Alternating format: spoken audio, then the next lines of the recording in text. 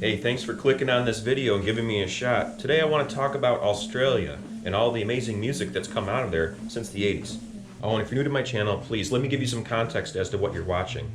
I'm currently on break at work during a 16-hour shift using the treadmill in the basement. I promised my viewers back at home that I would post every single day here on YouTube, partially as an experiment to track my progress as a content creator, but also because I have a lot of stuff on my mind and a lot of things I'd like to share and say. Now you're on the receiving end of that deal. So for better or worse, you're here now, and I'm sorry. If you're anything like me, I can appreciate music from virtually every single genre out there. Now some genres I like a lot more than other genres. I think that's normal. I know there's a lot of people out there that are pretty picky about which genres of music they get into. Styles, is it pop music, is it indie music? You know, these things make a difference to a lot of different people with different musical tastes. But fortunately for someone like me, I can appreciate just about every single genre of music out there. They all have their time, their place, their merits, their pitfalls, their pros, their cons. I just love music, and it turns out that I love Australia quite a bit too. So let's start with some Australian bands from the 80s. Midnight Oil actually came out in the late 70s, but they didn't really rise to fame until the 80s with their smash hit, Beds Are Burning. I remember watching this music video as a kid and really liking the feel of the song. And I didn't know much about lyrics or understand anything about lyrics, really.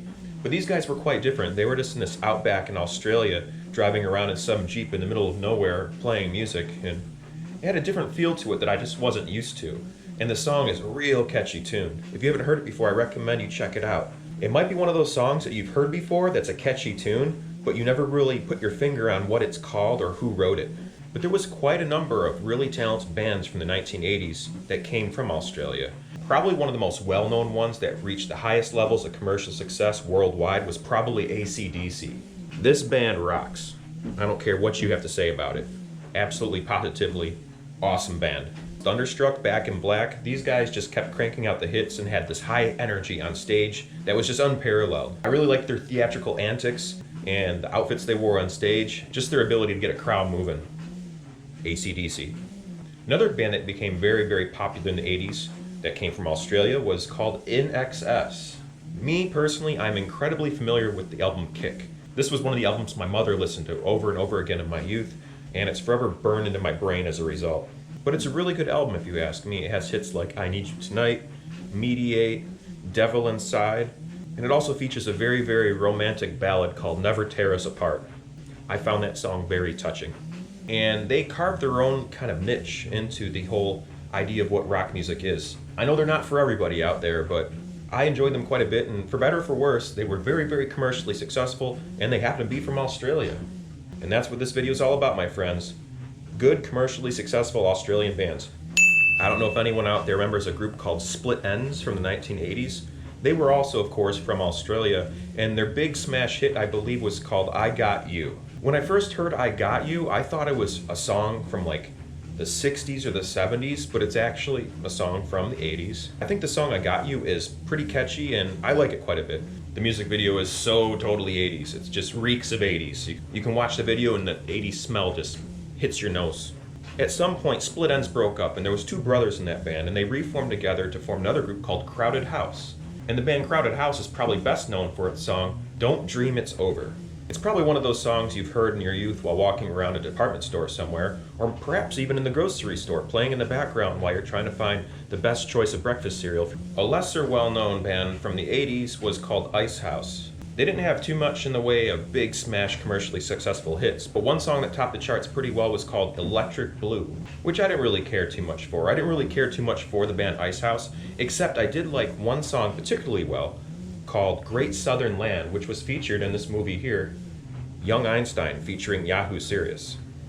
I don't know what it was, but something about this movie was really appealing to me back in the 80s as a young man before I was even 10 years old. I remember watching this film and thinking it was just absolutely hilarious. I thought Yahoo Serious was a very funny actor, and I thought the music selection in the movie was pretty good too. Although I think many film critics out there would have to agree that this movie was not very good, but I have to disagree. But then again, I also like bad stuff, so here we are. But there was yet another band from the 1980s that achieved a high level of commercial success, and they were called Men at Work. They were probably best known for their song Down Under, as well as their other hit, Who Could It Be Now? Now, I can't bring up Australia or the 80s without bringing up Nick Cave and the Bad Seeds. I don't think Nick Cave and the Bad Seeds have achieved like a high degree of success commercially, so to speak, but they have over the years acquired quite a cult following that has snowballed over time. And they were formed in 1983. That was a great year. If you're new to my channel, you probably don't realize that that was the year I was born. It's a very important year, folks. Very, very important year. Not just because of me, but because of Nick Cave and the Bad Seeds. Two songs they're probably best known for are Red Right Hand and Deanna. And then eventually the 80s ran out of gas. They just stopped being the 80s all of a sudden. They decided, what are we going to do with ourselves? The 80s asked. The 80s, let's become the 90s. And all of a sudden the 80s became the 90s. Then the 90s, of course, gave birth to the band Silverchair. Silverchair was an Australian rock band that came out with songs such as Open Fire or On a Song, as well as Anthem for the year 2000, Freak, and as well as a number of other hits. Me personally, I never really cared too much for Silverchair, but I never really thought they were a horrible band. I just never bought their CD and never really had a craving to listen to them. Although I had friends that did like to listen to them and bought their CDs and listened to them quite a bit. So maybe that's how I got my Silverchair fix, and I just didn't need any more Silverchair. Another band that came from the land down under in the 90s that achieved, I think, maybe a higher level of commercial success than Silverchair was Savage Garden. You couldn't escape hearing these songs on the radio. Truly, Madly, Deeply played way too many times. I think they played that song for years, and people kept requesting it over and over again. But I think the song that really sprung them into commercial success was the song I Want You. You can either love Savage Garden or hate Savage Garden, but you have to admit the song I Want You was very, very catchy, very, very successful as a pop music hit, and it just kind of fit that formula for pop music song success. They were very, very successful and a very, very popular band in the 90s, coming out of Australia. I did most of my growing up in my teenage years in the 90s, and it seemed like the 90s just drug on forever. But now that I look back at the 90s, I think that it flew by way too quick. I don't know how this whole time distortion thing works as you get older in life, but that's how it worked for me. And then when the 2000s rolled around, we saw other hits coming from Australia from bands such as Jet, the song Are You Gonna Be My Girl. I think this song has been often confused with the White Stripes or the Black Keys or other groups that sound similar to that. It's kind of like dirty rock music. It's a really catchy song. It was featured on a bunch of different commercials. You couldn't get away from it for a while. It was on the radio all the time, back when the radio was actually a thing. I don't think the radio is a thing anymore. I think some people still listen to it, but it's kind of petering off now because of the internet. Internet changed everything, and it's going to keep changing everything, so let's get used to it, right?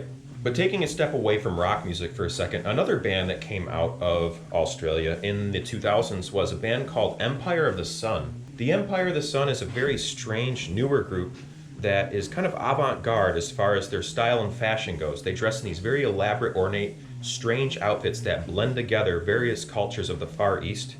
And their music style is very strange too. It's kind of genre bending and blending. They kind of throw together all these different styles together into this mix mash of whatever you would call Empire of the Sun. I think a lot of their music's pretty easy to listen to, but it's not for everybody. I wouldn't recommend it to everybody. But one song that really kind of grew on me that I heard on Pandora, I think, back in the day, was Walking on a Dream. There was something about the falsetto singing in the background that was kind of disco-esque, but not quite. And it had a very catchy, bouncy tune, and the music video was very, very strange. I happen to like watching music videos quite a bit because it gives me this opportunity, or at least I feel like I have this opportunity to connect more with the vision of the artist. But sometimes you learn that music videos have nothing to really do with the artist's vision, and it's something that a video director decided to tell the artist to do in order to sell more records. But be that as it may, the artists who make the music, they find themselves making these music videos, and I still think they're worth watching. Anyway, and they use quite a bit of electronic music and synthesizers in their music to create this strange sound that is the Empire of the Sun. But in a similar vein of electronic music, I'd like to point my finger at this group here called Pendulum. Pendulum is another Australian group that came out in the 2000s, but they really specialized in drum and bass as a genre, and they did an amazing job of pumping out various hits that DJs all over the world sampled inside their own mixes. I think probably one of the best known ones is a song called Watercolor. If you like drum and bass, it's a pretty solid track. If you don't like drum and bass, it's a pretty solid track. I know there's a lot of electronic music connoisseurs out there that once a song goes commercial, it goes viral all over the world, that all of a sudden it's too old for them and they want to always find the new and exciting material all the time. But for me, fortunately, I'm not like that. I don't get bored of music too easily unless it's mindlessly drilled into my soul and my very being over and over again. And even then, I end up still liking it too anyways. So if you haven't heard of Pendulum and you like EDM and you like drum and bass, I highly recommend checking them out. I don't know why you wouldn't have heard of them if you do like drum and bass and EDM. Even if you don't like those genres, maybe check out that song. You might discover that you like drum and bass. Now, last but not least, I'd like to end this list on a pleasant, happy, fun, funny note. A band that came out of Australia in the 2000s called Axis of Awesome. Axis of Awesome is a musical comedy act that's been around since 2006, and I think they stopped performing somewhere in 2018. They were an incredibly versatile group of performers that played music of various genres. They did parodies, and they wrote a number of different original songs as well. My favorite original song that they wrote was a song called 4 Chords. This song features them bantering on stage about how you don't need to know how to write music in order to write a hit song. All you need to know is just 4 chords, and use those 4 chords in the same order, and you can do dozens and dozens and dozens of pop songs that have already been written. I'm going to leave a link to that song below so you can check it out. It's absolutely hilarious, and it really helps you put together like this certain je ne sais quoi when it comes to a bunch of different songs you've heard, a bunch of different pop songs you've heard, and you didn't quite know why. They all kind of give you a similar feeling. And this song not only explains how and why it works that way, but it also makes you laugh at yourself for not noticing it before. So yeah, Axis of Awesome, folks. Check them out. You won't regret it. That song is very, very funny. Check out 4 Chords. So thank you for watching this video here today about amazing Australian musicians. I'm going to get this treadmill going, but before I do that, I'm going to let you know that I post a lot here on YouTube. I post every single day, in fact. And once a week, I post another tutorial on something to do with the circus and flow arts. So if you want to learn how to juggle, or juggle clubs, or contact juggle like David Bowie does in the Labyrinth, or if you want to learn how to spin things on your finger, we call that pediddling. It's just the industry term. It's a funny word, I know, but that's what we use, and that's what we're going to keep using, whether you like it or not. Or you can even learn how to do the devil sticks. Then check out my playlist section here on my channel and click on the Circus and Flow Arts basic link to know more. While you're there, you might want to check out the various other playlists that I made here on my channel. I'm a chaotic poster. I post about a bunch of different stuff, and you might find something else there that interests you too. Alright folks, I talked your ear off long enough. Thanks very much for watching. I appreciate it very, very, very much. Remember to never give up, do your best, stay true to you, and be amazing. Thanks for watching. Good night.